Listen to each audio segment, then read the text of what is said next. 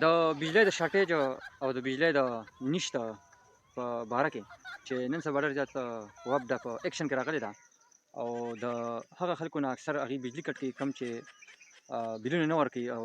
ډېر زیات رقم ورته جمع شوي بل ورته جمع شوي نو دې باره کې تاسو څه وایئ آیا ستاسو نه بجلي کټ شوې ده یا نه ده کټ شوې بھائی بدې باره کې همون دا دغه دی چې بھائی زمون په کلي کې 1 کروڑ روپۍ بل دی د وابډا او بس بجلی خو کټ شوې ده زمونږ نه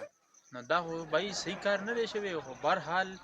زمونږ وابډا ته دا سوال جواب دی چې بھائی مونږ ته د بجلی خپله په حال کې او مونږ به انشاءالله د بلونو کې زر تر زر اضافه وکړو ټیک ده نو بس دا خو په دې ټایم کې باران هم ورېږي او بجلی شته نه او یو دا چل دی نو ها هسې بجلي چې نه وي نو هسې څومره نقصان دی دې خلکو ته د بجلی د نشت د وجې نه نقصانات خو به یې ډېر زیات دي د اوبو نقصان هم دی ډېر زیات او ځکه چې دا بجلي نه وي نو مونږ به بیا د کم ځای نه اوبه راوړو کته به ځو خولټه به ځو نو دا دی چې لکه نن سبا سړي کور کې بور کړلی موټر یې ورته کوز کړلی هغه د بجلی په ذریعه باندې چلیږي نو چې بجلي نه وي نو بیا خو مونږ ته ډېر تکلیف وي یو د رڼا سیسټم شو مطلب کور کې ماسوتن تیارې ماشومان یې ژاړي صحیح که نه او نو دې باره کې بجلي نو ستاسو په خیال باندې عوامو له څومره تعاون پکار دی چې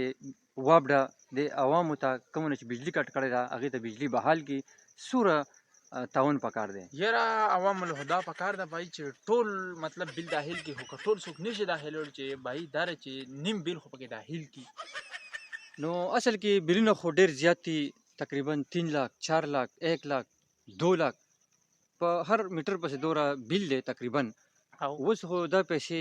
په یکمشت یعنې په یو ځای ورکول ډېر زیات ګران دي هسې پرسنټیج ستاسو په ذهن کې څه دی چې یاره 100% په دې کې سړی ادایګي وکړي چې دا بجلي بحال شي مطلب زموږ خو دا دغه دی چې مطلب چا پسې 1 لاک روپۍ بل دی جو ټولې خو جو سړی نن سبا غریبي ده مهنګایي ده ټولې یو سړی نشي داخلولی خو چې بھائی چې نیم نه وي جو 3 حصه پکې سړی داخل کړي مطلب چې 1 لاک دی جو 30,000 دی پکې داخل کړي په کښتونو یې دوی کړي ځان ته او نو دا دغه دی زموږ جي نو بس ډېره شکریا وابډه چې زموږ کوم ریکویسټ و نو هغه موږ ستاسو نه بالکل هغې ته ورسوو انشاءالله په دې به ډېر زر عمل وشي دا پیک لایک کړئ شیر کړئ او ګنګړي پکې ووهئ پیج در سره لیک کړئ شیر کړئ زموږ دا پیج لیک کړئ شیر کړئ